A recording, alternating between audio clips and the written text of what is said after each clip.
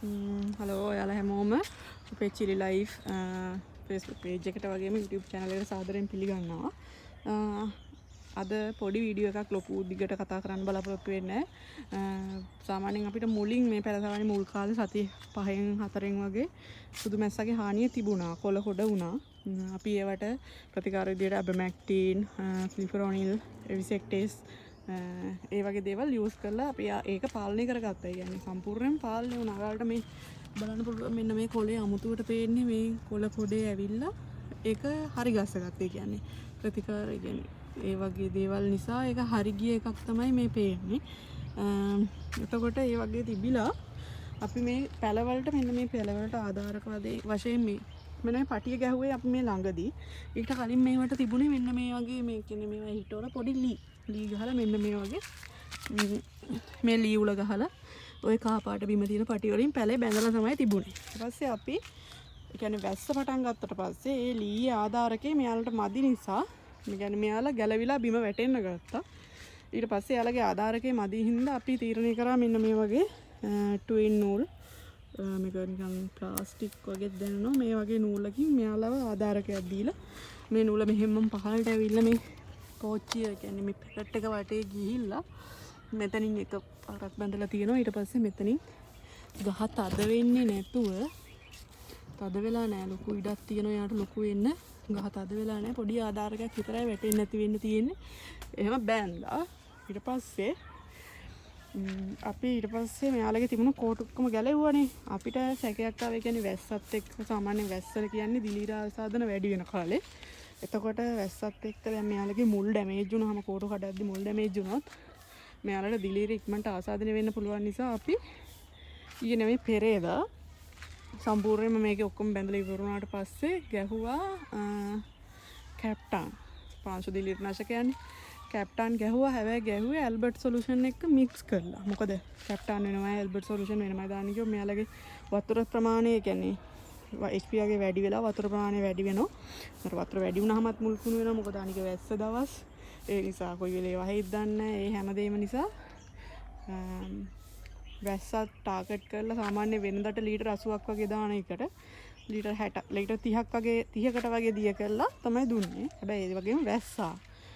හැබැයි පෙරේදා වතුර දැම්මට පස්සේ අපි ඊයේ බලද්දි අපිට නිකන් නෝට් වුණා කොළ කොඩේ ආයෙ පාරක් ඇවිල්ලා වගේ. කියන්නේ ආයෙ පාරක් කොළ කොඩ වෙන්න උත්සාහ කරනවා.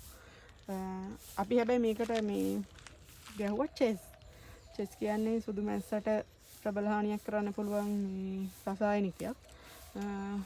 චෙස් කියන්නේ ලොකු ප්‍රමාණයක් නෙවෙයි සාමාන්‍ය නියමිත ප්‍රමාණයට අරගෙන ලීටර් 12ක් වගේ ගියා මේ පැල 300ට ගහන්න 303ට මේ පත්‍ර මතටත් වැටෙන්න ඒ වගේම පත්‍ර පිටපැත්තටත් වදින් තමයි අපි ගහන්නේ.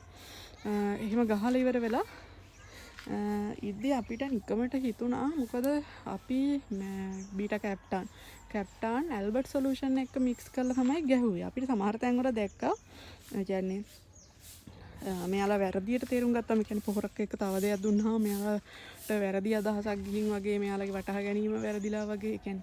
ඒ කියන්නේ මේ මිනිස්සු නෙවෙයි හරි. එතකොට එහෙම දෙයක් වෙලා මෙයාලා වැරදිලා අරගෙන මෙයාලා කොළ කොඩ වුණා වෙන්නත් පුළුවන්. මෙයාලා නිකන් ස්ට්‍රෙස් වෙනවා ඒ වගේ දෙයක් එක්ක පොහොර මොකක් හරි අදිසාන්ත්‍රයක් හින්දා වැඩි වෙලා නැත්තම් ඒ දෙකම මික්ස් වෙච්ච නිසා මොකක් හරි ප්‍රශ්නයක් වෙලා වගේ කොළ කොඩේ ආවද කියලා අපිට සැකයි. අපි ඒක ඔයාලත් එක්ක ෂෙයා කරන්න හිතුවේ ඔයාලටත් මේ වගේ අත්දැකීමක් තියෙනවද? එහෙම නැත්තම් මේ වගේ දෙයක් වුණාම ඔයාලා මොනවද කරේ? ඒ වගේ දෙයක් දැනගන්න තමයි මේක ෂෙයා කරන්නේ. ඉතින් ඔයාලගේ අදහස අපිත් එක්ක කියන්න.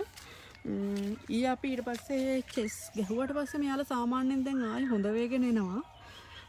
මුලින් සුදු මැස්සා හිටියට දැන් නම් මේ අපේ ගෘහය ඇතුලේ සුදු මැස්සා ඇත්තටම නැතිම තරම්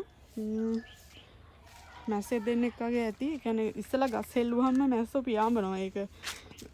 ඒක නිසා තමයි අපි මේ ඇබ්මැක්ටින් එහෙම සාමාන්‍ය සති දෙකකට සතියකට එකපාරක් වගේ ඇබ්මැක්ටින් වැටුණා. දැන් මේක මෙහෙම පොඩ වෙලා ඒ වුණාට මෙයාලගේ දල්ල නිරෝගීව තියෙනවා දලු ටික. අපි බලමු ඉතින් හොඳ කරගන්න. ඔයාලගේ අදහස් අපිත් එක්ක ෂෙයා කරන්න මොන වගේ දෙයක් වෙන්නේ නැතිද මේ කියලා. මොකද අපිටත් අයිඩියා එකක් නැහැ. අර දිලීර නාශකයේ පොහොරයි දෙකම එකට මික්ස් වෙච්ච නිසා මෙයාලා මෙහෙම වුණාද එහෙම නැත්තම් වෙන මොකක් හරි කෘමි උදුරක්ද කියලා ඔයාලට හිතන දේ කමෙන්ට් එකක් දාන්න. මේක වැදගත් කියලා හිතනවා නම් තව කෙනෙක්ට බලන්න ෂෙයා කරන්න. ඔයාලගේ එක ලයික් එකක් තව මේ වගාව ගැන උනන්දුවක් දක්වන කෙනෙක්ට ලොකු උදව්වක් වෙනවා. ඉතින් අපේ වීඩියෝස් බලනවට ලයික් කරනවට ගොඩක් ස්තුතියි. ආයේ තව ගොඩක් වීඩියෝස් තියෙනවා ඔයාලට කරන්න. කියන්නේ අපි මේ වගාව ගැන අපි මුලින්ම කියනවා කියලා කිව්වනේ. ඒකට තව ගොඩක් වීඩියෝස් තියෙනවා. ඒවත් අරගෙන ඉක්මනට එන්න. එහෙනම් එතකන් අපිත් එක්ක රැඳිලා ඉන්න ඔයාලා හැමෝටම ගොඩක් ස්තුතියි.